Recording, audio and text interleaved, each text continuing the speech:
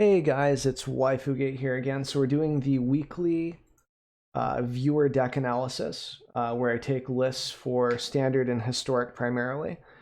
We just kind of overview them. I kind of give you my feedback on how the main deck looks, what matchups might be good or bad, and then like sideboard tech, like things I might change around in the sideboard or what I think your sideboard is for. And then we just kind of try to improve the list or at least get a better understanding of the list in general is what the idea is. And you can do this. You can partake by throwing your deck in the comments below. You can stop by the stream on Thursday. Usually I record this around 6 p.m. CST. So you can drop by and submit a list there for it. And your list will be in the description below, as well as, the lists that are in this set right here will be in the description below in order, so they're easy to find. So we're starting out with Evil Honk's Gruul deck. So this is something he's considering getting on paper as well, as what he's been jamming on Arena, I believe, lately. So we've got more dinosaurs than usual. So there's the Defender. This guy's new to me. This is a new card. TM. Actually, it is from M21. As long as you control a creature with power 4 or greater, it can attack as though it didn't have Defender. So it's a 3/3 for 2 mana, so kind of stuffs the early game. Stops the opponent from maybe swinging him with like favorite champions early, because it can still block. Stuff like that. Tin Street Dodger, it can block because it has Defender. Tin Street Dodger says that it can only be blocked by creatures with Defender, I believe, or Haste. Or is that Ginger Brute? That's Ginger Brute. I think Tin Street you can just block straight up. Marauding Raptor, always a solid one. So creature spells you cast cost 1 less to cast. Whenever another creature enters the battlefield, deal 2 damage to it, and then it pumps this creature. So most of the creatures that we have here, you can see that Honk has set it up so that all creatures survive this, not just a few. Back when Jund Dino was a very big deck, it was kind of hard because you would have the Elder Dinosaur dudes that would come down, and they would only have 2 health. I forget their name, but you would have to play that one before this one, which was kind of annoying. In this list, you just play whatever you want to, basically, which is kind of cool. We've got Elder Garoth as well, or Garoth, I guess is how you pronounce that. Maybe it's close. So 6/6 for 5, which is pretty good, and it has a lot of text. This is like questing beast style almost. When it attacks or blocks, choose one, create a 3/3 beast token, gain 3 life, or draw a card. So just very versatile. It gives you some life gain, which can be a little rare in aggro, like aggro versus aggro. Maybe it's close and it's a little nail biting. You can gain some life, so you're out of Bone Crusher range. Makes a field potentially with the 3/3 beasts, and it could also just draw you a card. So that's kind of neat. It's kind of nice. I like it.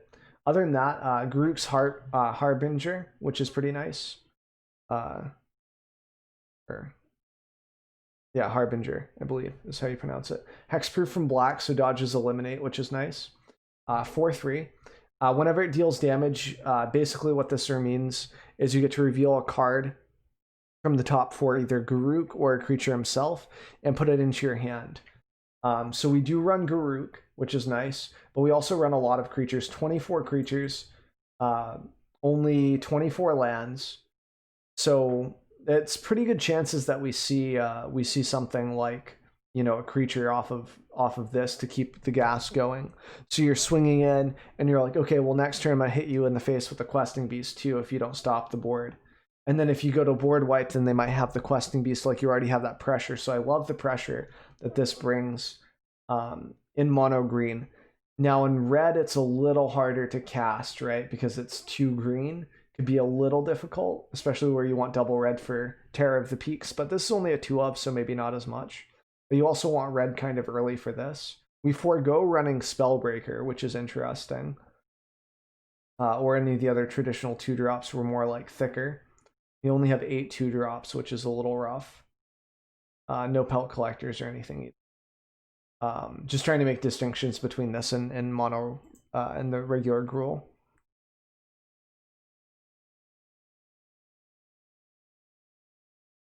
And then we've also got, yeah, so let's actually read what Garruk does. So Up to one target creature gets +3/+3 and gains trample. So like Bone Crusher Giant gaining trample. This gaining trample is huge. This is huge. Questing Beast getting trample is nuts. So that's just the nuts. This already has trample, but it could get bigger, right? Which is nice. This could get trample, which could matter. Creature deals whenever another creature enters the battlefield under your control, terror deals damage equal to that creature's power to any target. Okay, nice. See why Ali was running this in his like combo deck with the new enchantment there that deals triple damage to stuff. Like you just kill someone when you cast a spell. Domri makes sense. Like Domri's always been kind of nice for Gruul because it's 3 mana. I almost like Vivian more though, especially if we're going more toward green with Garruk. Like I don't know, feels like Vivian can come down and kind of wreck some Havoc as well. Havoc. And then only 2 Embercleaves. So I don't like the Wolf Willow Haven. I hate this card in this deck. I just don't think it makes any sense. I feel like maybe they're just trying to do something different. Like, why not just run like, I mean, I guess Paradise Druid's bad because of Marauding Raptor. So you have trouble with fixing. Well, the problem with this card is it doesn't fix you for red.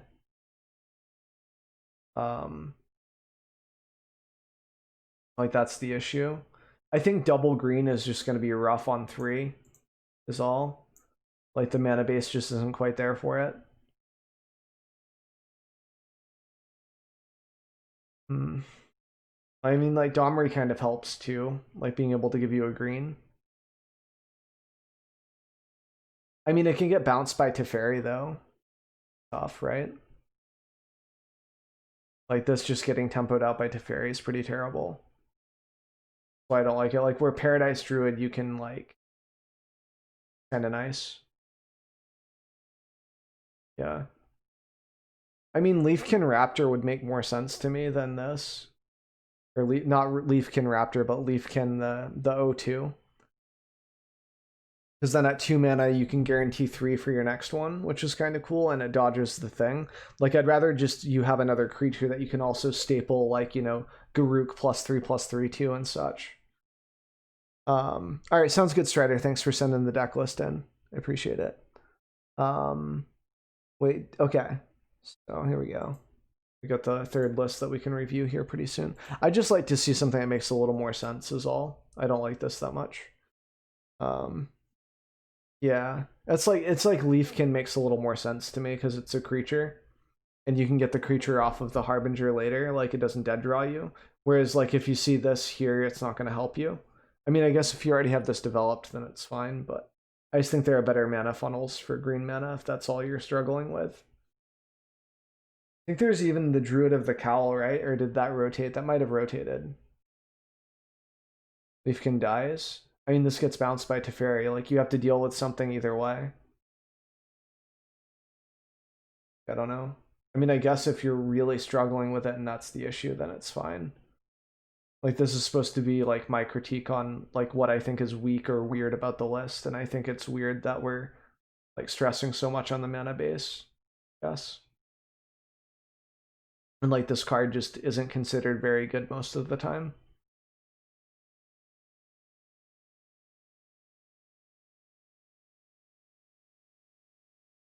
Wolfwillow doesn't die to your own creatures. Well, I mean, like, Leafkin doesn't either. It's an 0/3. It won't die to a raptor. It dies to 2 raptors, but so does your entire deck. Like, Questing Beast dies to raptor at that point. Leafkin won't. Leafkin's an 0/3. Can block as well. So I don't see the problem there. And it gives you even more mana later on in the game, too. Like, if you have more than, like, 3 creatures, it ramps even more. So that could lead to some pretty explosive plays. I just don't think this is good. I'd chop this in half. I'd much rather run Leafkin. Other than that, it kind of makes sense. I'd like to see more Embercleave, but I understand the 2. That's an 0/3. It's OP. So then we've got the sideboard. So this is like for Tamir Rec. This is also for like gods, like Heliod and stuff. It can come in handy. like things you normally don't have a lot of interaction with. Yeah, I would probably run it instead. It's weak to shatter, but I mean, like by then you should be able to get value out.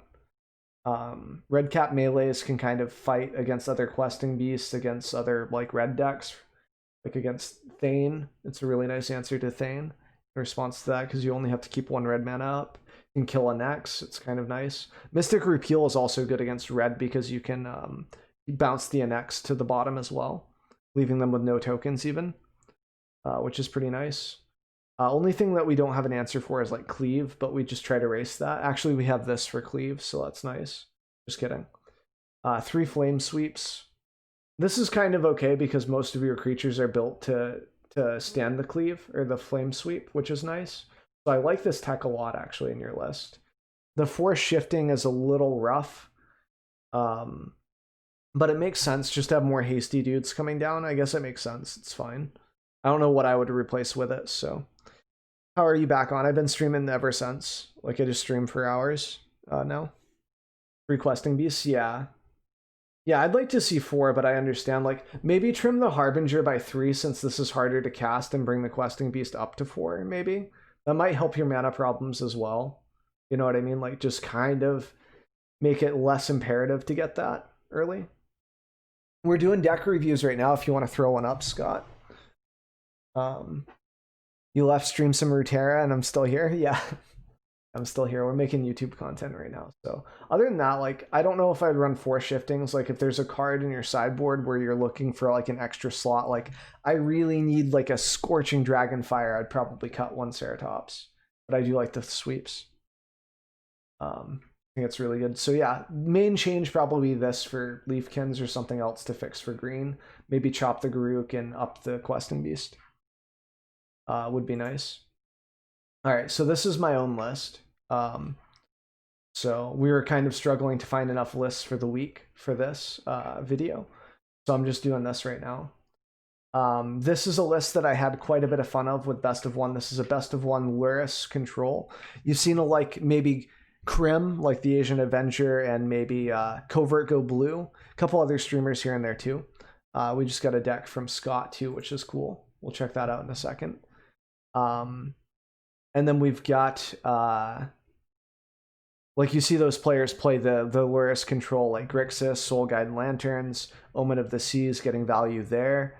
And now with the new sideboard tech, we can get like Eugene and stuff. Usually people run like 1 to 2 Fae of Wishes. I like 3, just for consistency. So my list, instead of doing the whole Grixis thing with Kroxa or whatever his name is, the discard a card Titan, we're running instead just really good stuff for Sultai, and utilizing more or less the Fae of Wishes to grab stuff like typical ramp would have, like Nissa, for example, is in the sideboard here. We've got Casualties, Thought Distortion, both Eugenes.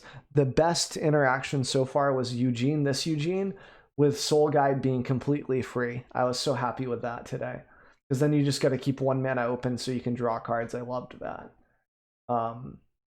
And then Life Goes On, some spot heal, just a lot of situational stuff is how I set this up for. I would say the shortcomings of this list are just aggro getting in under it before we can find an extinction event, or extinction event not cutting it. Because like, you know, we leave too many holes. Like if we deal with a questing beast, we still have to deal with something else like a Spellbreaker, for example, against Gruul, stuff like that. Like we have to really pick and choose our removal. Like we have a lot of removal early game, like Mire's Grasp and Eliminates. And this is 60, not 80. It's not a Yorion list, it's a Luris list.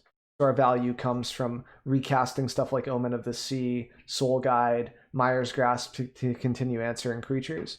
And then there's the whole theme behind this is just consistency, like 3 to 4 copies of almost all of our cards. 3 copies of Casualties, 4 Migration Paths. This seems high, but once you cast the first one, you can cycle the rest, or discard these to Fae of Wish, for example. That's how I use it. And then 4 Crassus. Super weak to Legion's End. Hopefully no one's running that in best of 1. Okay? Hopefully that doesn't happen. And if anything, you can just kind of dumpster this onto the field. as a 2/2, as a 1/1 if you really need the blocker. They're just expendable. You don't need to hold on to them before you get a lot of mana with Nissa, because hey, Nissa's in the sideboard, you might not be able to get that this game. Kind of a crock pot, if you will, just a bunch of stuff kind of stewed together. That's what this list is all about. And just being able to go and grab anything from the sideboard that you need in the moment of need, basically. And you got Tamiyo as well. So like you can Tamiyo -3 your Luris back, stuff like that. It's very, very nice. Sadly, we don't have like Elspeth Conquers Death or anything like that to cycle through, but we do have a lot in regards to value and being able to close out the game between the sideboard and the main deck. And being able to use multiple Fate triggers and having a lot of versatile, nice stuff in the sideboard is awesome. Like Unward Ego for Temur Reclamation, etc. Like it's just nice. I've been liking it. I'm going to try to tweak this more as the weeks come up and maybe make a YouTube video specifically on this deck as well. So we've got, we'll do Scott's deck real quick first, since Scott's here and he can maybe answer questions that I might have for it. Oh boy, this one looks spicy. Oh boy. Okay, so we've got Domri, we've got Elspeth, and we've got Luca. So it's like a Planeswalker deck, Naya style. We've got 3 Forerunners, which are the only targets for Luca. Oh, this one looks fun. Okay, I understand this deck already. We're even using the Transmorgify, which is like polymorph, basically. It's like a red polymorph, if you guys remember that card. So raise the alarms. Oh, 4 marches. This is gross. This is super funny. Nice. Nice meme. 25 land seems a bit low, but I'll trust you. I guess you are mostly just needing to hit 5 mana and then you're good.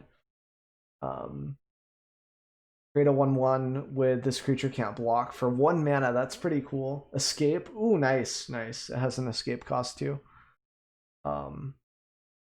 Yeah, if this didn't have 4 Transmorgifies, I might be interested in giving it a go. I also don't have the Elspeth's Craft, but that's okay. But yeah, this looks pretty cool. So your tokens make more tokens with March of Multitudes, which is cool. So like eventually you might just have a big thing. Also, if you get board wiped and you have like 4 or 5 mana, like on top of this, like let's say you have 7 mana, 5 mana, 6 mana, something like that, you can make 3 or 4 tokens instant speed at the end of turn. And then Luca, one of them for Forerunners. Oh, nice, and you have Embereth. Okay, cool, yeah. That's why you have 4. That makes sense. That and like you're a triple colored deck, so it's not like you're really struggling, you know? Like you'll probably have a mountain, so this comes into play untapped. Nice. Nice. Yeah, it looks really interesting. I'd more or less want to try to run this in best of 1 though, because I feel like the cheese strat could be kind of interactive with a little bit too much in best of 3. But I could also understand the respect that goes into bringing this into best of 3 anyway and just YOLOing it. You also have really good tech cards anyway. Like Cinder Vines are great. Justice Strike for like Questing Beast is nice. And then you've got like extra Planeswalkers. This is an interesting one. I wonder when this comes in.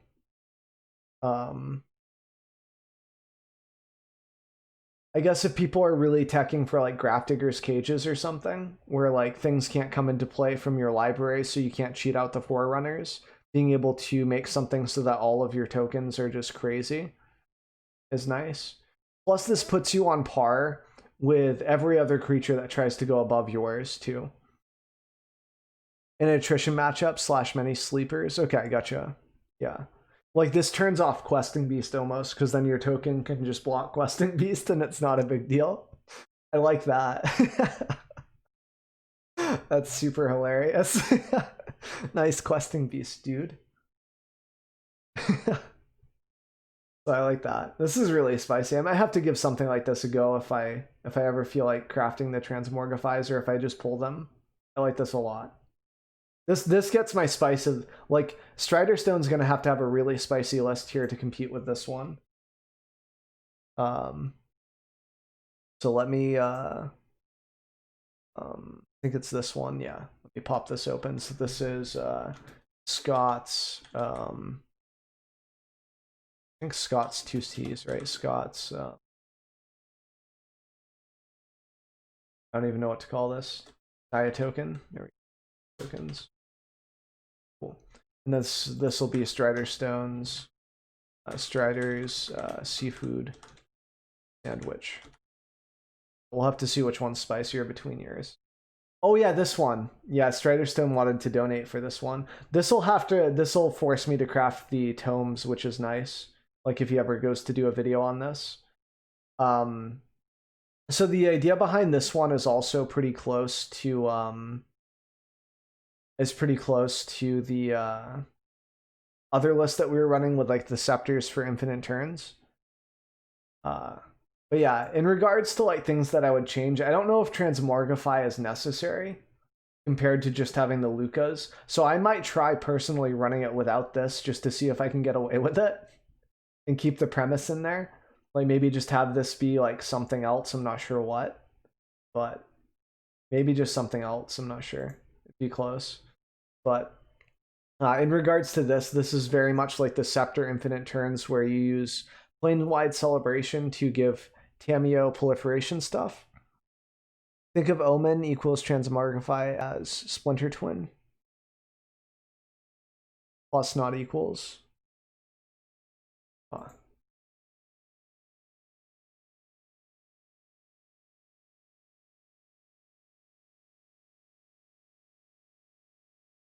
Shuffles the rest.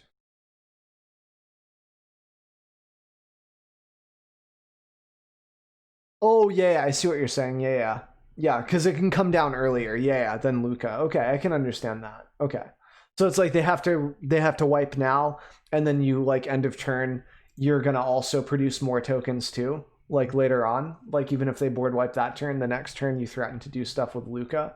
Okay, so it's like triple threats basically, like just being able to make sure that you can get something going. All right, so we've got 2 cleansing novas, which is a little weird.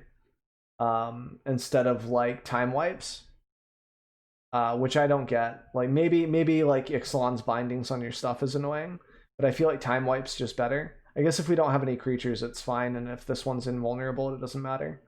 So it doesn't matter probably. Versatility on hitting enchantments can be very huge. No sideboard, so we don't have a wish sideboard or anything, which is kind of weak in best of 1, but we'll see what happens.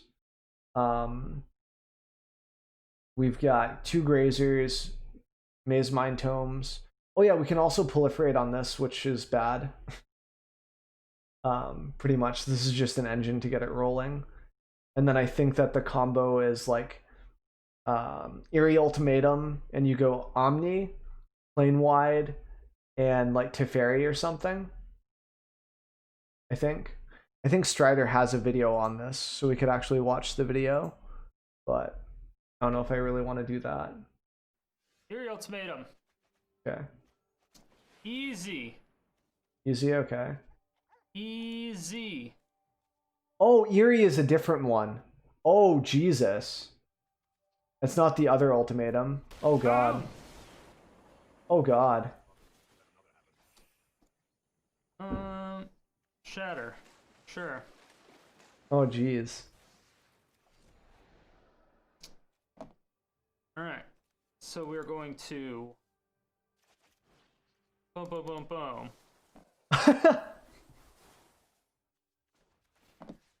And then we're going to Plane Wide. Oh God. Oh yeah, and you can just keep casting it for free. Okay, now I get it. Okay, so I was under the impression that this was the different ultimatum that lets you cast stuff from your deck with the monocolor. I didn't read the card. So this basically just spits stuff into the graveyard with Tamiyo, does the Eerie Ultimatum, and then just kind of goes off with the Omni once you pitch it.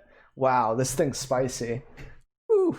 I'm looking forward to this deck donation if this is the next one. Whew. That is crazy, man. Wow. And then you just take infinite turns with Teferi. Like you set up for turns, you go plane wide, plane wide, plane wide, plane wide. And then you take extra turns, and then you get to just, on one of your proliferations for this, you pick up another Tamiyo or pick up another Teferi, slam it, slam it, slam it. Wow, this thing's spicy.